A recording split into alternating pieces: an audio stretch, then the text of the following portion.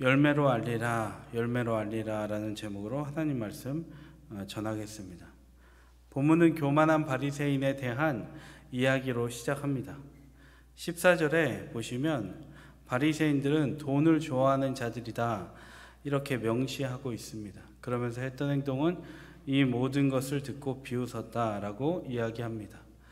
그들은 돈을 좋아합니다. 바리새인들은. 그러다 보니 재물에 관한 예수님의 말을 듣고 비웃었다는 것이죠. 돈에 관한 자신들의 가치관을 흔들어 버리니까 예수님을 무시한 것입니다.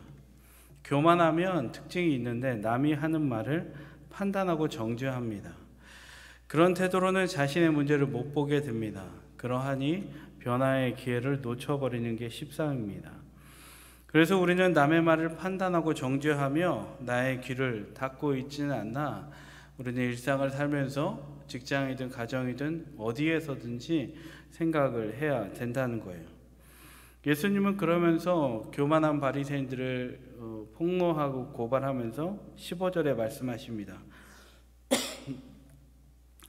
너희는 사람 앞에서 스스로 옳다 하는 자들이나 너희 마음을 하나님께서 아시나니 사람 중에 높임을 받는 그것은 하나님 앞에 미움을 받는 것이니라. 돈을 좋아하는 자의 특징, 스스로 높임을 받으려 한다는 것입니다. 너희의 허영을 하나님께서 다 이미 아신다라고 말씀하세요. 스스로 높아지려 하는 것은 하나님이 싫어하는 것이다 라고 예수님은 지금 말씀하고 계신 거죠.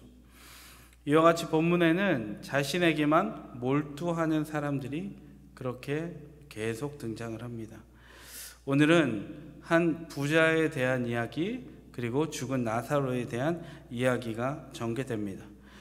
여러분 19절 보시면 눈으로 한번 보시면요. 부자가 입은 옷이 있습니다. 그 옷은 자색 옷입니다. 그리고 고운 베옷입니다.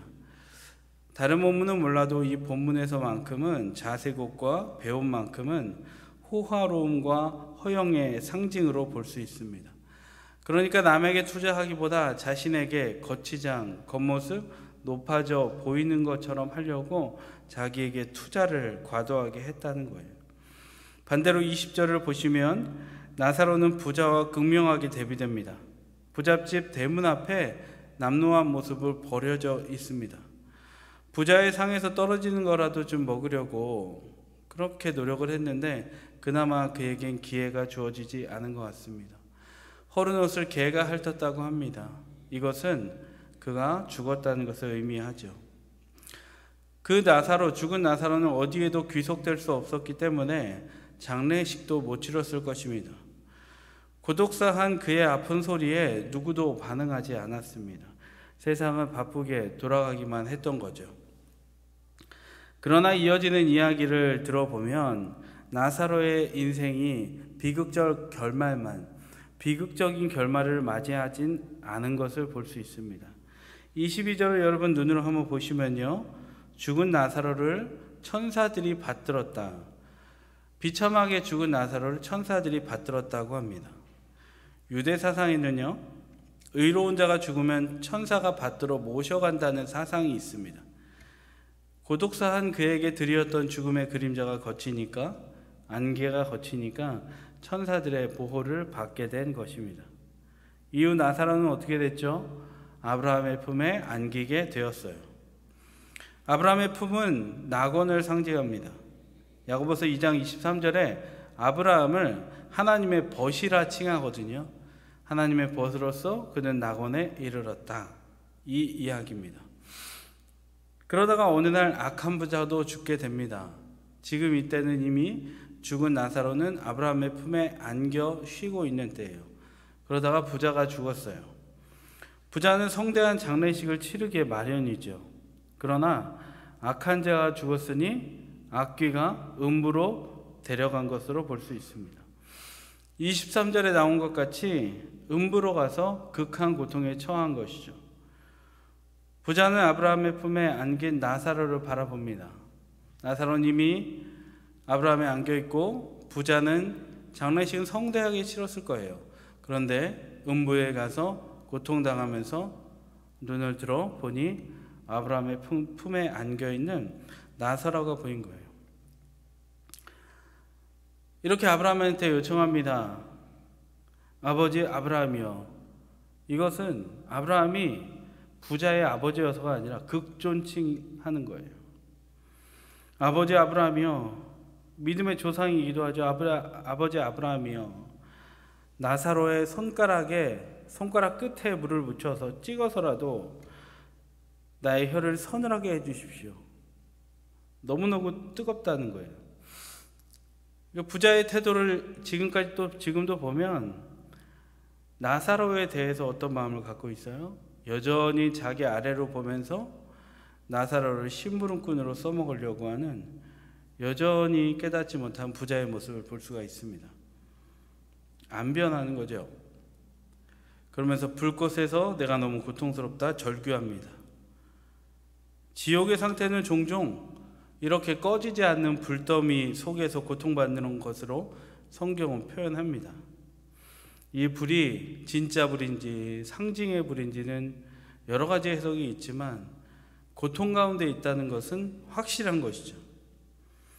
악인들은 탐욕과 저주와 원망과 질투와 시기와 미움과 분쟁으로 가득하다가, 불신으로 가득하다가 물 한 모금 마실 수 없는 곳에 이르게 된다는 것을 이야기하는 것입니다.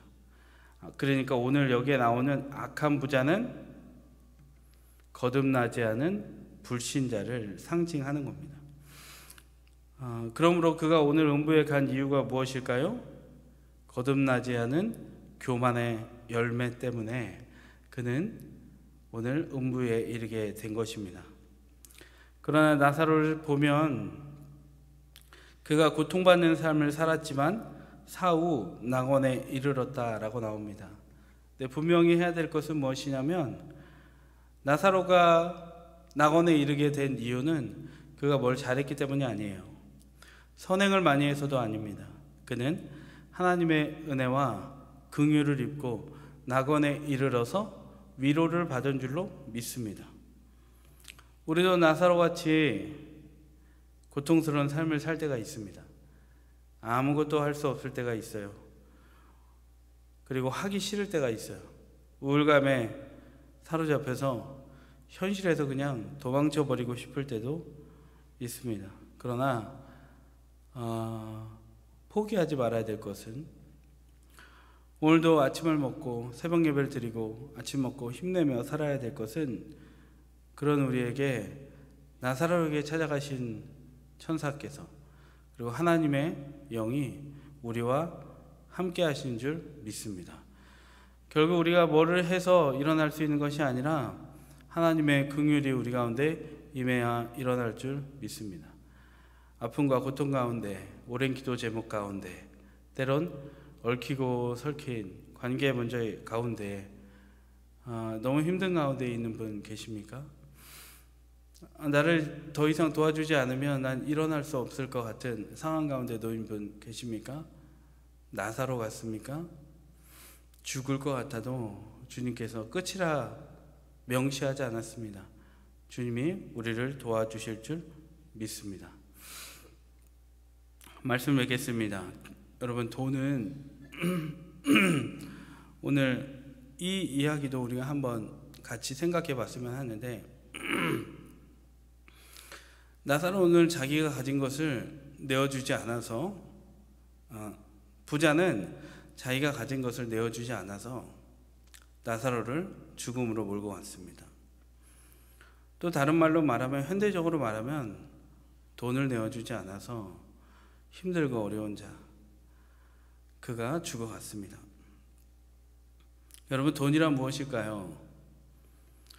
오늘 부자가 배불지 않은 그 먹을 것 조금 하나, 얼마 하지 않는 것, 그것을 살 수 있는 돈은 무엇일까요? 어떤 특성이 있을까요? 돈은 가치 중립적이라는 특성이 있습니다. 이게 무슨 말이냐면, 쓰임새에 따라서 가치가 달라진다는 거예요. 그러니까 돈을, 우리가 가지고 있는 돈 얼마간이라도 가난한 자, 고아, 과부, 나그네를, 절박한 자들을 위해서 쓰면 돈의 가치가 높아질까요? 낮아질까요? 높아집니다. 아주 높이 상한가를 칩니다. 왜냐하면 쓰여져야 할 곳에 쓰여졌기 때문이에요.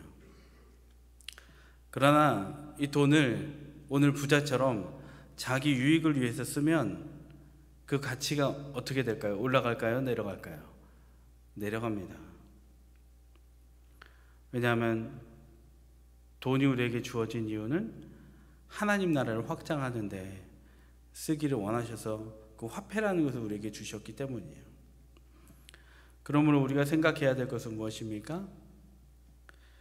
내가 사용하는 돈이 나 자신을 향해 있는지, 남을 향해 있는지 돌아보아서, 여러분, 남을 향해 있도록 또 하나님의 영광을 위해서 쓰여지도록 우리가 계획하고 실천하여 주변에 있는 사람들을 많이 살리는 저와 여러분이 되기를 간절히 소망합니다.